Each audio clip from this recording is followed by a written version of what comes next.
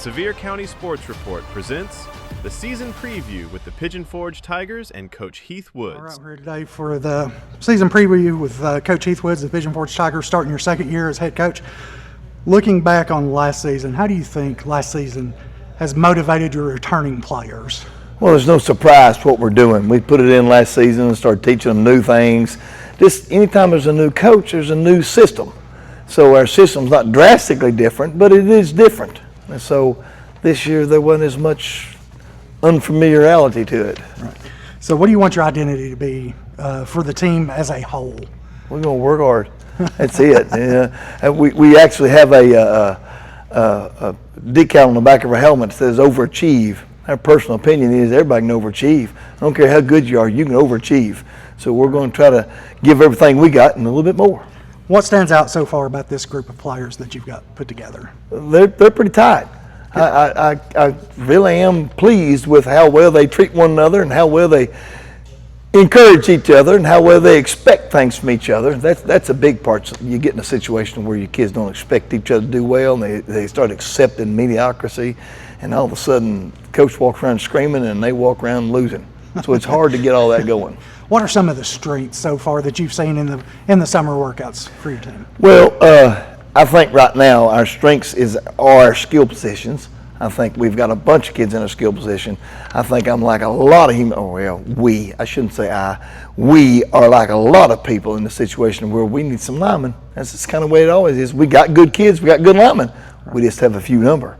That's our issue. So I think our skill positions are going to be our strong point just because there's more people to choose from and more people to keep you from getting as tired. So speaking of your skill positions, how big of an advantage is it getting Andrew and Tate both back from their injuries it's in huge. your program? It's huge. It's very big. They've both had really good years except for that injury, and then Tate coming in. Andrew's injury was at the beginning and Tate's injury was at the end, so we had one kid the whole time instead of having two. So we hope we can stay healthy enough to have both of them this time.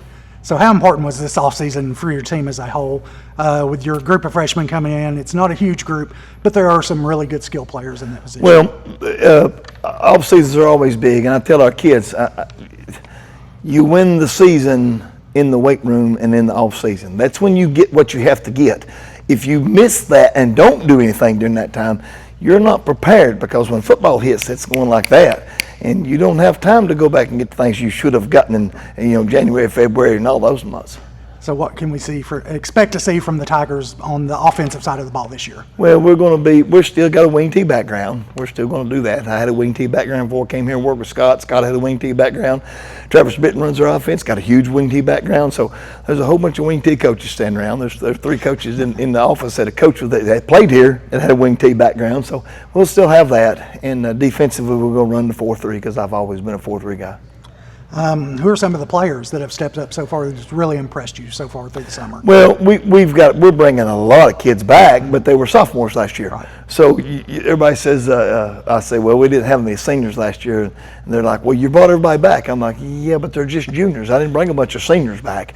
So they're just juniors, and I think that Travis Allen playing inside linebacker is going to help us out some this year. He's a second year. He got thrust into position last year.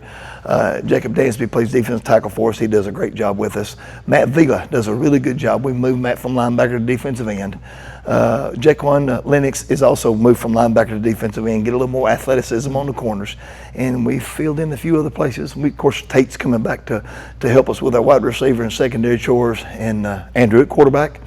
Bryson Stockwell has run the ball well for us, and I've been pleased with several of our offensive people, and of course Jackson Hussey's come back for his senior year on the offensive line. Everybody else is young, and we're still trying to decide exactly who's going to get in the huddle. So one of the big questions is, how do you replace the offensive production from somebody like Aiden Hood? Well, I made a comment the other day. One of our people said, man, I was watching, and he called one of our players that said, he really is looking good. I said, yeah, he did well. I said, he had a really good year last year. He said, well, I don't remember much about him. I said, that's because Aiden was still in all the limelight. He was the guy. I said, but he was out there doing stuff too. So you can't ever replace a kid like that. I mean, I've been coaching a long, long time, as you can see from my gray beard. But the point is, he set a state record. That just doesn't always happen. Yeah. So I don't remember ever being a part of a kid doing that kind of thing. And he got rolled out and started playing better and better and better every week. And you can't replace that. You think in your mind, boy, you had a great one time. He was one of those guys you think about. Yeah. So what's going to be the biggest key to your offensive success this year? As far I'm sure it's going to be, everything starts with the offensive line. Yeah, this is going to be one of those bland things, first downs. That's what's going to be the key. You either get them or you don't. If you don't, you put your defense in the bind. Your defense gets in the bind, and the other team's scoring. So you think to yourself, man, we don't want to get in a scoring match here. We want to make sure that we're stopping people every now and then and getting them off the field. So we got to get first downs and stop first downs. That's kind of our objective every time we walk out there. And on the flip side of that, what's going to be the key to your defense having success? Yeah, we got to get to the ball. I see too many, and it happens in high school. I see a lot of high school kids, and if the ball is run down the far sideline and this guy, 25 yards away, he's kind of jogging or walking. Oh, we got to get to the football, because there's one thing about it, I tell the kids all the time, you're not going to make a tackle and you're not going to make an interception if you don't get near the ball. So we've got to get to it. I think that's going to be the key. Who's going to be some of the leaders on the team? You mentioned Vila, who really stepped up into that role last year. Now that you've got Andrew back, Tate, Jackson is another senior. Who are some of those guys that have stepped up? Well, we're really trying to put a lot of guys in positions too where they can repeat what they did before. We had some people, we moved around different spots. Last year we changed up our offensive look a little bit. We changed up our defense completely. So like I said, we're looking with Jaquan and Matt and Dansby coming back on defense, getting to move back in to play a different spot. And Travis, those guys are actually doing their second year. Now, half of those are juniors to begin with, so they'll have another year when it's over with, but I think those people are going to do a good job for us. And we're in a situation where we're playing some young kids here and there simply because you got to start at the bottom and come up with it. And we're not to the top yet. We're still working every second. So in your opinion, what makes a good high school leader for the football team? People that want to be around him. People that don't see an excuse, people that look at him and think to myself, he's doing everything he can. I don't want to let him down as his teammate. That's a leader. And some people do that with the way they talk. Some people do that with the way they play. It's just that guy that you want to be good for. And that way, in turn, he's trying to be good for you. Right. Who are some of the newcomers, maybe the freshmen, the sophomores, that you think your fans should know about that should impact your team this year? I've been very impressed at the beginning of the season with Luke Kirkland.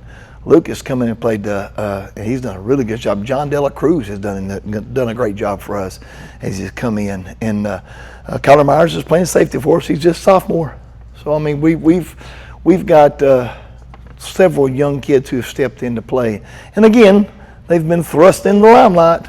Right. You baptized by fire, here we go. So that's kind of what's happening again this year. So who are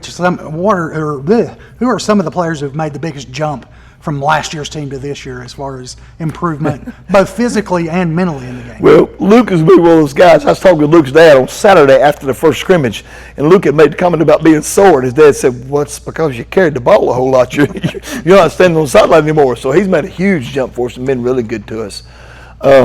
Jaquan's turned into a pretty good little end. He was a linebacker for us last year, and this year he didn't start till late in the year last year. Well, this year he's rolled out of the gate, and he's doing a good job for us up there. And of course, Matt's got a motor. He runs wide open all the time. He does a good job, and we've moved him. And Matt's one of those kids that's good enough to move back and forth in different spots. He could play wing back. He could play. Matt started with us as the offensive guard. How many times you get to say a guy moved from offensive guard to wing back? It's hard to find one of those kind of kids. And you think to him, lots of times the kids in the weight room will look at me and say, man, I want to run the ball. And I'm like, okay, see that guy right there? He started as a guard. Matt started jumping that rope, and when he's wearing it out, I said, can you do that?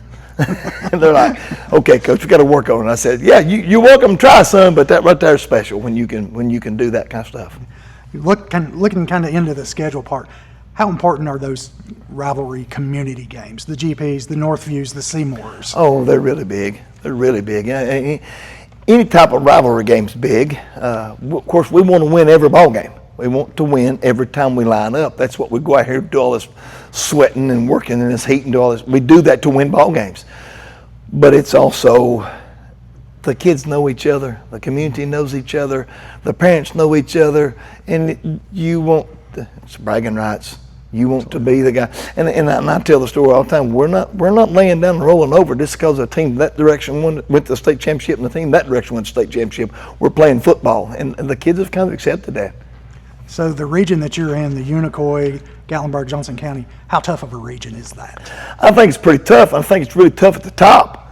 We have GP at the top and we have Unicoi at the top, and they're both good football teams. Our primary objective, of course, we beat the others this year, but our primary objective is those are two of the teams we want to beat, and that we want to set our objective at the high end of the goal instead of setting we're going to do this, we're going to do that. We're going to set our objective up tall. We used to talk about it all the time when Alcoa was in our region. We literally set our objective to beat Alcoa. Now, did it happen? Well, no, but we'd set our objective that way, and we'd strive for it every time. So here's the $1 million question that I ask almost every coach. How do you keep your players focused on the next game rather than the long-term goal? That's the secret to coaching. If you can keep them focused in high school, man, you're doing something great. But multiple ways. I mean, you've got to present something new to them now because the way they think is different. They don't think like I used to 100 years ago when I played ball. They think real quick. Everything changes all the time. So you kind of keep it moving. You can't get stagnant or stale with what you're talking about. You got to figure out what motivates them, and it's going to be something different every time.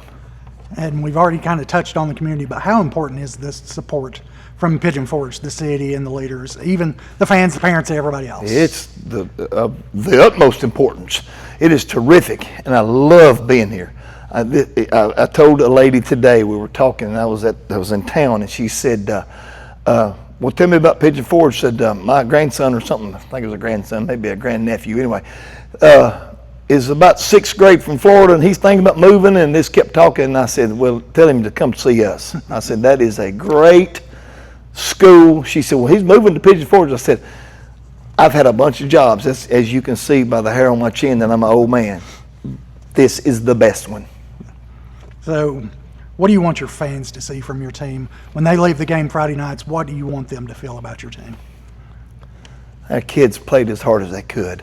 You can't win every ball game, but you're sure in charge of how hard you try. That's what you have to do. You have to lay it on the line every time. You're going to run across people. I don't care what you in life. You're going to work across somebody better. But the point is that I give everything I had. I have a sign in my office, and it says, Coach Woods is non-negotiables. And I got the kids, they're laughing. I've said it so many times to them, they memorize it. Number one is number one is be present. Number 2 is give 100%, and number 3 is don't lie to yourself. You can tell yourself you're giving 100% and you ain't. So as far as the head coach, what are you the most proud of about what you've built so far? And like I said, it's only the second year, but in the first year you were here, what's come to your mind? Well, I don't know that I've built much. I have a standard way of doing things just because that's the way I was taught. And it's coming through coaching, I was taught to do this way. And I do it, but the thing I'm most proud of about all that is these kids seem to have accepted it, and these kids seem to look at okay, there's some things, and they repeat back to me sayings I say all the time, and I think to myself, okay, they're paying attention. I just hope that we can translate that into some wins. So what's the biggest challenge standing in your way this year between your team and its goals that you might have set forward? Probably our biggest challenge is size. I've told our kids this the whole time. I said, we can't make you 6 inches taller. We can make you stronger, but we can't make you 6 inches taller. So we're going to have to go about this understanding we're giving up some size. What's one thing that this team can accomplish that a lot of people think that you can't? One thing that we can accomplish that a lot of people don't think we can accomplish. I think when you leave the Pigeon Forge area, I don't think people think we can win. I think the people in our area, and I think the people that are part of us, they not only think it, they expect it. Mm-hmm. And do you really want to work somewhere where they don't expect you to win? You want to be right there rolling them sleeves up and getting after it.